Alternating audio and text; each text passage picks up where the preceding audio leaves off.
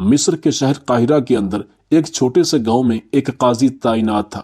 وہ قاضی بہت ظالم اور سنگ دل تھا۔ وہ قاضی تقریباً اپنی زندگی کے 25 سال اس عہدے پر گزار چکا تھا، اور اس قاضی نے کبھی ایسا فیصلہ نہیں کیا تھا جو شریعت کے اصولوں کے مطابق ہو۔ وہ 5 وقت کا نمازی تھا، حتیٰ کہ غریبوں کی مدد بھی کیا کرتا تھا۔ لیکن جب بات آتی انصاف کرنے پر، جب بات آتی ظلم کے خلاف لڑنے پر، اور جب بات آتی مجرم کو سزا دینے پر، تو وہ قاضی یہ بات بھول جاتا کہ وہ ایک مسلمان ہے، اور ایک مسلمان قاضی کو اسلام کے اصولوں پر مکمل طور پر عمل پیرا کرتے ہوئے ایک مجرم کو سزا دینی چاہیے۔ اس قاضی کے بارے میں مشہور تھا کہ اگر اس قاضی صاحب کے پاس کبھی کوئی ایسا مقدمہ لایا جاتا جس میں زنا کے مرتکب ہونے والا مجرم ہو، تو وہ قاضی ایسی عبرتناک سزا دیتا کہ پورے علاقے کے اندر دہشت پھیل جاتی، لوگ حیران و پریشان ہو جاتے، اور بہت دفعہ اس قاضی کی سزا بھگتتے ہوئے مجرم اپنی انتہا کو پہنچ جاتے۔ وقت گزرتا رہا اور اس قاضی صاحب کے فیصلوں کی وجہ سے سارے گاؤں والے تنگ آ چکے تھے۔ لوگ اس قاضی صاحب کو دل میں بد دعائیں دیتے تھے۔ وجہ یہ نہیں تھی کہ وہ قاضی مجرم کو سزا نہیں دیتا تھا یا کوئی رشوت خور تھا، بلکہ وجہ یہ تھی کہ وہ اسلام کے اصولوں کے مطابق سزا نہیں دیتا تھا۔ اگر زنا کا مرتکب ہونے والے مجرم کو شریعت کے مطابق سنگسار کرنا چاہیے تو وہ اس کو کھولتے ہوئے پانی میں ڈلوا دیتا، تو کبھی جنگلی جانوروں کے آگے پھینکوا دیتا، اور اسی وجہ سے لوگ اس سے تنگ آ چکے تھے۔ لیکن کسی میں اتنی ہمت نہ ہوتی کہ اس قاضی صاحب کے فیصلے کے خلاف ایک بھی لفظ بول سکے۔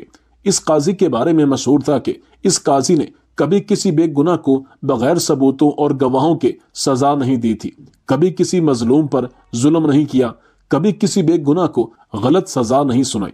لیکن اس قاضی صاحب کی سزا اسلام کے اصولوں کو مکمل طور پر عیاں نہیں کرتی تھی۔ وہ کبھی زنا کے مرتکب پانے والے مجرم کو کھولتے ہوئے پانی میں ڈلوا دیتا، تو کبھی آگ میں، کبھی وہ قاتل کو جنگل میں جنگلی جانوروں کے آگے پھینکوا دیتا، تو کبھی کنویں میں، اور اس کی سزا ہر مجرم کے لیے بڑی مختلف ہوتی۔ یہ ایسی سزائیں دیتا جیسے کوئی کسی سے ذاتی انتقام لے رہا ہو، کیونکہ اسلام کی سزاؤں کو یہ مجرموں پر لاگو نہیں کرتا تھا، بلکہ عجیب و غریب طرح سے سزا دیتا۔ اس قاضی کی وجہ سے اس علاقے کے اندر اب کسی میں ہمت نہ ہوتی کہ وہ ذرا سی بھی برائی کرنے کے بارے میں سوچ سکیں، کیونکہ ہر کسی کو پتا ہوتا کہ اگر ہم میں سے ذرا بھی غلطی ہو گئی تو وہ قاضی صاحب ہمیں عبرتناک سزا دیں گے۔ اسی گاؤں کے اندر ایک سردار کا بیٹا تھا۔ اس سردار کے بیٹے کو ایک بوڑھے بزرگ کی بیٹی پسند آ گئی۔ اس سردار نے اپنے بیٹے کا رشتہ اس بزرگ کے پاس بھیجا، لیکن اس سردار کے اندر اتنی انا تھی کہ وہ خود اس بوڑھے بزرگ کے پاس نہ گیا، اپنے ایک عام سے ملازم کو بھیجا کہ جا کر اس بزرگ سے میرے بیٹے کے لیے اس کی بیٹی کا ہاتھ مانگو۔ بوڑھے بزرگ کو اس بات پر بہت غصہ آیا، اور اس نے سوچا کہ جو آدمی میری بیٹی کا رشتہ مانگنے کے لیے نہ ہی خود آیا، نہ ہی اپنے بیٹے کو بھیجا، شادی کے بعد وہ میری بیٹی کو کیا عزت دے گا۔ اس نے اپنی بیٹی کا نکاح کرنے سے انکار کر دیا۔ جب اس بات کی خبر گاؤں کے سردار کے بیٹے کو لگی تو وہ سخت غصے میں آ گیا، اور اس بوڑھے بزرگ سے بدلہ لینے کے لیے ترکیبیں بنانے لگا۔ وقت گزرتا رہا، اور حتیٰ کہ اس بوڑھے بزرگ کی بیٹی کی شادی ہو گئی۔ اس کی شادی کا سن کر سردار کے بیٹے کو اور غصہ آ گیا، اور اس نے ٹھان لی کہ میں بوڑھے بزرگ سے بدلہ لے کر رہوں گا۔ لیکن اتنے میں سردار نے اپنے بیٹے کو تجارت کے سلسلے میں دوسرے شہر بھیج دیا۔ سردار کا بیٹا 1 سال کے بعد واپس آیا، لیکن وہ اپنی بے عزتی اور توہین نہیں بھولا تھا، اور اب بھی انتقام اس کے دل میں موجود تھا۔ وہ بوڑھا بزرگ بازار کے اندر ایک تاجر کے پاس سامان اٹھانے کا کام کرتا تھا۔ سردار کے بیٹے نے ایک بھکارن کو چند سونے کے سکے دیے اور کہا کہ فلاں دن تم بازار میں چلے جانا، اور جب وہ بوڑھا بزرگ سامان اندر رکھنے کے لیے گودام میں جائے تو تم اس کے پیچھے پہنچ جانا، اور جا کر اندر شور مچا دینا کہ اس بوڑھے بزرگ نے تم سے زبردستی کرنے کی کوشش کی، اور تمہیں اپنی بات کو ثابت کرنے کے لیے جو بھی کرنا پڑے وہ ضرور کرنا۔ بھکارن پیسوں کی لالچ میں آ کر مقررہ دن پر بوڑھے بزرگ کا پیچھا کرتے ہوئے بازار میں پہنچ گئی۔ جیسے ہی بوڑھا بزرگ سامان رکھنے کے لیے اپنے گدھے سے اٹھ کر اندر گیا، اتنے میں وہ بھکارن گودام کے اندر چلی گئی اور جا کر شور مچانا شروع کر دیا۔ اس کی چیخو پکار کو سن کر جب بازار والے تاجر اندر گئے تو اس بھکارن نے اپنے سینے سے کپڑے پھاڑے ہوئے تھے، اور اس کو کہا کہ اس بوڑھے بزرگ نے مجھے سکوں کی خاطر اندر بلایا، اور جب میں اندر گئی تو اس نے مجھے کھینچ لیا اور میرے ساتھ زبردستی کرنے لگا اور اپنے پھاڑے ہوئے کپڑے دکھانے لگی۔ یہ سن کر بوڑھا بزرگ اسی وقت زمین پر گر پڑا اور کہا، اے تاجر، میں آپ کو ایسا لگتا ہوں کیا؟ میں نے کبھی کسی عورت کی طرف بری نظر اٹھا کر نہیں دیکھا۔ میری خود کی ایک نوجوان بیٹی ہے، میں ایسا نہیں کر سکتا۔ لیکن اس لڑکی نے اتنی چالاکی سے یہ سب کچھ کیا کہ کوئی بھی عام آدمی یہ سب دیکھ کر اس بوڑھے بزرگ کو بے گناہ نہیں سمجھ سکتا۔ تاجروں نے اس بوڑھے بزرگ کو پکڑا اور قاضی صاحب کے پاس لے گئے۔ قاضی صاحب نے تمام تاجروں سے گواہی لی اور ثبوتوں کو مد نظر رکھتے ہوئے اس بوڑھے بزرگ کو ایک عجیب و غریب سزا سنا دی۔ اس بوڑھے بزرگ کی سزا سن کر سارے گاؤں والے حیران ہو گئے۔ قاضی صاحب نے حکم دیا کہ اس بوڑھے بزرگ کو جیل کے اندر بند کر دیا جائے اور اس جیل میں اس بوڑھے بزرگ کو بھوکا پیاسا رکھا جائے گا۔ اس بوڑھے کو اس کے مرتے دم تک ایک لقمہ بھی کھانے کے لیے نہیں دیا جائے گا۔ اس کی بس یہی سزا ہے۔ جب بوڑھے بزرگ کی بیٹی نے اپنے باپ کے بارے میں سنا تو اسی وقت دوڑتی ہوئی آئی اور کہا، قاضی صاحب آپ انصاف کریں، میرے بابا ایسا نہیں کر سکتے۔ قاضی نے کہا کہ تمہارے بابا کو رنگے ہاتھوں پکڑا گیا ہے، لہٰذا تمہارے باپ کو یہ سزا بھگتنی ہوگی۔ اتنے میں اس بوڑھے بزرگ کی بیٹی نے کہا، قاضی صاحب آپ نے میرے باپ کو سزا تو سنا دی، لیکن آپ مجھے میرے بابا سے دن میں ایک بار ملنے کی اجازت دیں۔ قاضی صاحب کو اس کی بیٹی پر رحم آ گیا اور قاضی صاحب نے سپاہیوں کو حکم دیا کہ اس بوڑھے بزرگ کی بیٹی کو ایک دن ملنے کے لیے اجازت دی جاتی ہے، لیکن جب یہ زندان میں اپنے باپ کو ملنے کے لیے آئے گی تو اس کی مکمل تلاشی لی جائے گی تاکہ یہ اپنے باپ کے لیے کھانے پینے کے لیے کچھ نہ لا سکے۔ حتیٰ کہ قاضی صاحب نے اتنا بھی حکم دیا کہ اس عورت کے منہ کو بھی چیک کیا جائے گا، ہو سکتا ہے یہ اپنے منہ میں کچھ ڈال کر لائے جس سے یہ کسی کو نقصان نہ پہنچا سکے۔ اس بوڑھے بزرگ کو زندان میں ڈال دیا گیا اور وہ بوڑھا اب دن بدن بھوک کی وجہ سے کمزور ہونے لگا۔ چند دن تو بوڑھے بزرگ نے بھوک اور پیاس برداشت کی اور اس کی بیٹی اپنے باپ کو جب ملنے کے لیے آتی تو اپنے باپ کو اس طرح مرتا ہوا دیکھ کر تڑپتی، لیکن وہ کچھ نہ کر سکتی تھی۔ اب اس کی بیٹی بھی ایک بچے کی ماں بن گئی اور وہ اپنے چھوٹے سے بچے کے ساتھ باپ کو ملنے کے لیے آتی تھی اور اپنے باپ کو بلکتا سسکتا ہوا دیکھ کر ٹوٹ جاتی، لیکن کچھ بھی نہیں کر سکتی تھی۔ وقت گزرتا رہا اور تقریباً 4 سے 5 دن گزر گئے۔ اب بوڑھا مرنے کے قریب ہو چکا تھا۔ جب اس کی بیٹی اس کو ملنے کے لیے آتی تو یہ بزرگ بڑی مشکلوں سے اپنے پیروں پر کھڑا ہو کر اپنی بیٹی کو ملتا اور پھر اس کی بیٹی کو سپاہی کھینچ کر باہر لے جاتے اور کہتے کہ اب تمہارے ملنے کا وقت ختم ہو گیا ہے۔ وقت گزرتا رہا۔ ایک دن قاضی صاحب اسے جیل میں دیکھنے کے لیے آیا تو دیکھا کہ وہ بوڑھا بزرگ دن بدن صحت مند ہوتا جا رہا ہے۔ حتیٰ کہ سپاہیوں نے یقین دلایا کہ حضور، اس بوڑھے بزرگ کو آج تک ایک لقمہ بھی کھانے کے لیے نہیں دیا گیا۔ ہمارے تجربے کے مطابق اب اس بوڑھے کی موت ہونی تھی، لیکن یہ بوڑھا دن بدن صحت مند ہوتا جا رہا ہے۔ یہ سن کر قاضی کے رونگٹے کھڑے ہو گئے۔ قاضی بڑا حیران ہوا اور قاضی نے تفتیش کرنے کا حکم دیا، لیکن کسی کو کوئی ثبوت نہیں ملا۔ آخر یہ بوڑھا بزرگ بغیر کھائے پیے صحت مند کیسے ہو رہا ہے اور کیسے زندہ ہے؟ اتنے میں ایک سپاہی جو کہ اس زندان میں اس بزرگ کی نگرانی کرتا تھا، اس کو اس بزرگ پر بہت زیادہ ترس آیا۔ یہ سپاہی اس زندان میں سلطان صلاح الدین ایوبی رحمت اللہ علیہ کی جاسوسی کا کام بھی کرتا تھا۔ جب اس نے دیکھا کہ اگر اس راز کے بارے میں قاضی صاحب کو پتہ چل گیا کہ یہ بوڑھا کیسے دن بدن صحت یاب ہو رہا ہے تو یہ ضرور اس بوڑھے کو مار دے گا، لہٰذا وہ اسی وقت اپنے گھوڑے پر سوار ہوا اور سلطان صلاح الدین ایوبی رحمت اللہ علیہ کی خدمت میں حاضر ہوا اور آ کر سلطان صلاح الدین ایوبی رحمت اللہ علیہ کو ساری صورتحال کے بارے میں آگاہ کیا اور بتایا کہ سلطان معظم بوڑھے بزرگ کو ایک بھکارن کے ساتھ رنگے ہاتھوں پکڑنے پر قاضی صاحب نے اس کو زندان میں بھوکا رکھنے کا حکم دیا۔ 4 دن تک تو بوڑھا بزرگ مرنے کے قریب پہنچ چکا تھا، لیکن اچانک ایسا ہوا کہ اب وہ بوڑھا صحت مند ہوتا جا رہا ہے۔ سلطان معظم حیرانی کی بات تو یہ ہے کہ اس بوڑھے بزرگ کو اس کی بیٹی ملنے کے لیے آتی ہے، لیکن جب اس کی بیٹی زندان میں آتی ہے تو سپاہی اس کی تلاشی لیتے ہیں اور اس کے پاس کچھ بھی نہیں ہوتا۔ حیرانی کی بات یہ ہے کہ آخر وہ بوڑھا اتنا صحت مند کیسے ہے؟ قاضی صاحب نے تفتیش کرنے کا حکم دیا، لیکن کوئی بھی سراغ نہیں مل سکا۔ یہ سن کر سلطان صلاح الدین ایوبی رحمت اللہ علیہ بھی حیران ہو گئے کہ اگر اس بوڑھے کو اتنے دنوں سے کھانے کو کچھ نہیں مل رہا تو پھر وہ بوڑھا بزرگ کیسے ابھی تک زندہ ہے؟ سلطان صلاح الدین ایوبی رحمت اللہ علیہ نے حکم دیا کہ میرا ابھی اور اسی وقت گھوڑا تیار کیا جائے، میں اس گاؤں کی طرف روانہ ہو جاؤں گا۔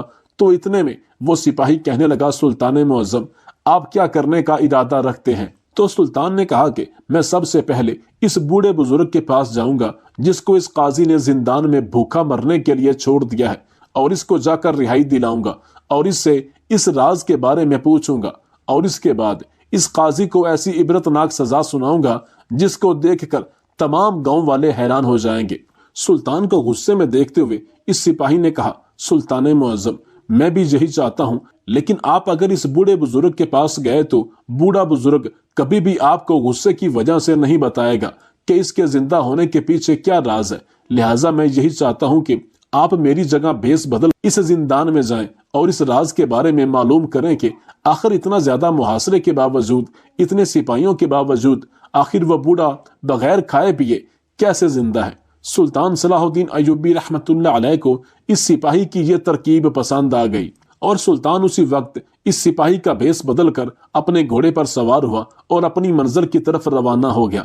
جب سلطان صلاح الدین ایوبی رحمت اللہ علیہ اس زندان میں پہنچے تو کسی کو بھی بھنک نہ ہوئی کہ ایک سپاہی کی جگہ سلطان خود موجود ہے۔ سلطان صلاح الدین ایوبی رحمت اللہ علیہ انتظار کرنے لگے کہ جب اس بوڑھے کی بیٹی اپنے باپ سے ملنے کے لیے آئے گی، کیونکہ سلطان جانتا تھا کہ اس چھپی ہوئی پہیلی کا جواب اس کی بیٹی سے ہی ملنا ہے۔ سلطان صلاح الدین ایوبی رحمت اللہ علیہ انتظار کرنے لگے۔ تھوڑی دیر گزری کہ اس بوڑھے بزرگ کی بیٹی اپنے باپ سے ملنے کے لیے تڑپنے لگی۔ تمام سپاہیوں نے اس کی مکمل تلاشی لی، اور تلاشی لینے کے بعد ایک سپاہی نے سلطان صلاح الدین ایوبی رحمت اللہ علیہ کو آواز دیتے ہوئے کہا، اس بوڑھے کی بیٹی کو اپنے باپ سے ملنے کے لیے اندر بھیج دو۔ سلطان صلاح الدین ایوبی رحمت اللہ علیہ ایک عام سپاہی کے بھیس میں زندان کے دروازے پر موجود تھے۔ سلطان نے اس لڑکی کے لیے دروازہ کھولا اور اپنے باپ سے ملنے کے لیے وہ اندر چلی گئی اور جا کر اپنے باپ کو سینے سے لگا لیا۔ تمام سپاہی دیکھ رہے تھے کہ وہ لڑکی اپنے باپ کو بلکتا سسکتا مرتا ہوا دیکھ کر سینے سے لگا رہی ہے، لیکن سلطان کی دور اندیش نظروں نے کچھ اور ہی دیکھ لیا تھا، اور وہ دیکھ کر سلطان صلاح الدین ایوبی رحمت اللہ علیہ کی ٹانگیں کانپنے لگیں۔ سلطان دیکھ رہے تھے کہ جیسے ہی اس بوڑھے بزرگ کی بیٹی زندان کے اندر داخل ہوئی تو اس نے جا کر اپنے باپ کو سینے سے لگایا اور اپنے چند دنوں کے بچے کا حق اپنے باپ کو دے رہی تھی۔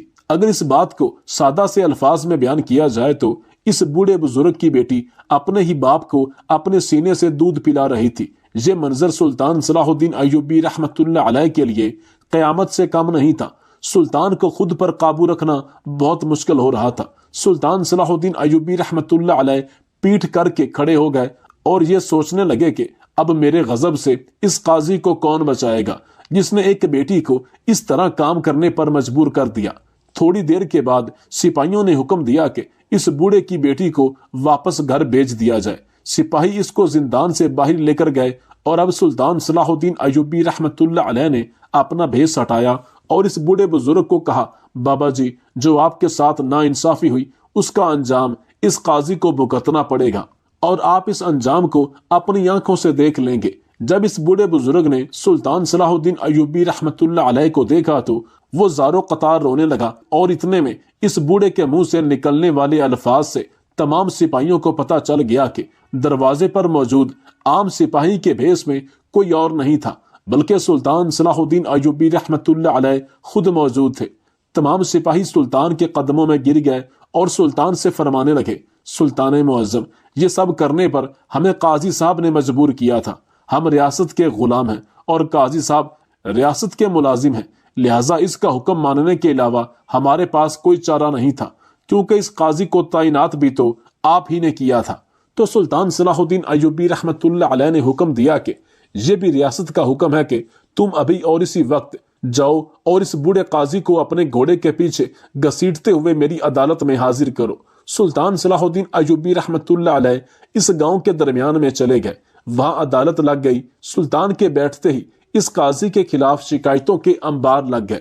ایک آدمی جس کا ایک ہاتھ کٹا ہوا تھا سلطان کے سامنے حاضر ہوا اور رو رو کر کہنے لگا، سلطان معظم اس قاضی نے بلا وجہ میرے بیٹے کو زندان میں ڈالا ہوا تھا، میں جب بھی اپنے بیٹے سے ملنے جاتا یہ مجھ سے رشوت مانگتا، میرے پاس میرا ایک گھوڑا تھا اور کچھ اور مویشی تھے۔ اس نے مجھے کہا کہ اپنا گھوڑا اور اپنے سارے مویشی مجھے دے دو، پھر میں تمہارے بیٹے کو آزاد کر دوں گا۔ سلطان معظم، میں نے مجبور ہو کر اپنا گھوڑا اور سارے مویشی اس قاضی کو دے دیے اور اپنے بیٹے کو آزاد کروا لیا۔ ابھی میرے بیٹے کو جیل سے آزاد ہوئے صرف 2 دن ہی ہوئے تھے کہ دوبارہ اس قاضی نے میرے بیٹے کو پھر زندان میں ڈال دیا۔ سلطان معظم، میرے بیٹے کے سوا کوئی سہارا نہیں، وہ میرا اکلوتا سہارا ہے۔ میں جب دوبارہ اس قاضی سے اپنے بیٹے کو آزاد کروانے کے لیے گیا تو اس نے مجھ سے کہا کہ رات کو اپنی بیٹی کو اپنے ساتھ لے آنا، صبح میں تمہارے بیٹے کو آزاد کر دوں گا۔ اس کے بعد سلطان معظم، میں اپنے بیٹے سے ملنے زندان میں نہیں گیا تو اگلی ہی رات قاضی میرے گھر آیا اور زبردستی میری بیٹی کو اٹھا کر لے گیا۔ جب میں اپنی بیٹی کو اس قاضی کے چنگل سے آزاد کروانے گیا تو اس نے مجھ پر الزام لگا دیا کہ میں نے قاضی کے گھر چوری کی ہے اور اس نے میرا ایک ہاتھ کاٹ دیا۔ سلطان معظم، مجھے ایسا لگتا ہے کہ جیسے ہم کوئی بے سہارا لوگ ہیں، ہمارا کوئی والی وارث نہیں۔ جنگل میں بھی کچھ قانون ہوتے ہوں گے، لیکن اس قاضی کے پاس کوئی رحم دلی، کوئی انسانیت نہیں ہے۔ یہ سنتے ہی سلطان طیش میں آ گئے اور کچھ ہی دیر میں سپاہی اس قاضی کو گھسیٹتے ہوئے لے آئے۔ جب سلطان صلاح الدین ایوبی رحمت اللہ علیہ نے اس بوڑھے قاضی کی حالت کو دیکھا اور کہا، یہ تو ابھی کچھ بھی نہیں ہے، تم نے اس گاؤں والوں کے ساتھ جو ظلم کیا اس کا خمیازہ تمہیں بھگتنا ہوگا۔ اور اس کے بعد سلطان صلاح الدین ایوبی رحمت اللہ علیہ نے حکم دیا کہ اس بوڑھے قاضی کو اس بوڑھے بزرگ کی جگہ اتنے دن اس قاضی کو اسی زندان میں بند رکھا جائے گا جتنے دن اس بزرگ نے کاٹے ہیں، اور اس کو کھانے کے لیے ایک نوالا بھی نہیں دیا جائے گا، اور یہ بوڑھا قاضی زندان میں بھوک سے تڑپتا ہوا مر جائے گا۔ اور اس کو دیکھ کر تمام لوگ جن کے ساتھ ناانصافی ہوئی ان کو انصاف مل جائے گا۔ اور اتنے میں سلطان صلاح الدین ایوبی رحمت اللہ علیہ نے حکم دیا کہ جس بھکارن کے الزام میں اس بوڑھے بزرگ کو اتنی عبرتناک سزا دی گئی، اس بھکارن کو تلاش کر کے ابھی اور اسی وقت عدالت میں پیش کیا جائے۔ 3 سپاہی گھوڑے پر سوار ہوئے اور چند ہی گھنٹوں میں اس بھکارن کو تلاش کر کے سلطان صلاح الدین ایوبی رحمت اللہ علیہ کے سامنے لے آئے۔ جب سلطان صلاح الدین ایوبی رحمت اللہ علیہ نے اس سے پوچھا تو وہ کانپنے لگی اور کہا، سلطان معظم، میں سونے کے لالچ میں آ کر سردار کے بیٹے کے کہنے پر میں نے یہ سب کیا۔ اس بوڑھے بزرگ نے کوئی گناہ نہیں کیا، میں اپنے کیے پر شرمندہ ہوں۔ سلطان صلاح الدین ایوبی رحمت اللہ علیہ جلال میں آ گئے اور کہا، ابھی اور اسی وقت سردار کے بیٹے کو حاضر کیا جائے۔ سپاہی گئے اور اس سردار کے بیٹے کو گھسیٹتے ہوئے لے آئے، اور اس سردار کے بیٹے نے سلطان کی نیام سے تلوار نکلتے ہی سب کچھ اگل کے رکھ دیا اور ساری حال حقیقت تمام لوگوں کو بتا دی کہ کس طرح اس نے اپنا انتقام لینے کے لیے اس بوڑھے بزرگ کو پھنسایا تھا۔ اور اس کے بعد سلطان صلاح الدین ایوبی رحمت اللہ علیہ نے حکم دیا کہ اس سردار کو اور اس کے بیٹے کو 3 سال قید کی سزا بامشقت سنائی جاتی ہے، اور جس آدمی کا اس قاضی نے ہاتھ کاٹا تھا وہی آدمی اس قاضی کا ہاتھ کاٹے گا، اور اس آدمی کی بیٹی سے قاضی کے بیٹے کی شادی کروائی جائے گی۔ یہ دیکھ کر گاؤں والے بہت خوش ہو گئے اور اس بوڑھے قاضی کو سپاہی گھسیٹتے ہوئے زندان میں جا کر ڈال دیا۔ لیکن وہ راز سلطان کے ابھی تک دل میں موجود تھا کہ اس قاضی نے کس طرح اس نومولود بچے کی ماں کو اپنے ہی بچے کا دودھ اپنے باپ کو پلانے پر مجبور کر دیا۔ سلطان صلاح الدین ایوبی رحمت اللہ علیہ کو دیکھ کر اس بوڑھے بزرگ کی بیٹی اور وہ بوڑھا سر جھکائے کھڑے ہو گئے، کیونکہ وہ بھی جان چکے تھے کہ سلطان صلاح الدین ایوبی رحمت اللہ علیہ کو پتہ چل چکا ہے کہ بوڑھا بزرگ زندان میں اتنے دن کھائے پیے بغیر کیسے زندہ تھا۔ تو سلطان صلاح الدین ایوبی رحمت اللہ علیہ نے اس لڑکی کو اپنے پاس بلایا اور اس کے سر پر ہاتھ رکھتے ہوئے کہا، اے بیٹی، میں تیرا گنہگار ہوں، کیونکہ میں تمہارا حاکم ہوں اور میرے ہوتے ہوئے یہ قاضی تم پر ظلم ڈھاتا رہا، لیکن تم نے جو کیا تم نے اپنے بابا کی جان کو بچانے کے لیے کیا، لہٰذا تمہیں سر جھکا کر نہیں کھڑے ہونا چاہیے، سر تو اس ظالم قاضی کو جھکانا چاہیے جس نے تم جیسے غریبوں کے ساتھ یہ سب کچھ کیا۔ اور اس کے بعد سلطان صلاح الدین ایوبی رحمت اللہ علیہ نے اس بوڑھے بزرگ کے لیے سرکاری خزانے سے وظیفہ مقرر کر دیا اور اس بوڑھے بزرگ کو انعام و کرام سے نواز کر بھیج دیا۔ اس واقعہ سے یہ ثابت ہوتا ہے کہ جب تک کوئی مظلوم قوم اپنے ظالم حاکم کے خلاف آواز نہیں اٹھائے گی تو وہ ظالم حاکم اور ظالم قاضی اس عوام کو کیڑے مکوڑوں کی طرح کچلتے رہیں گے۔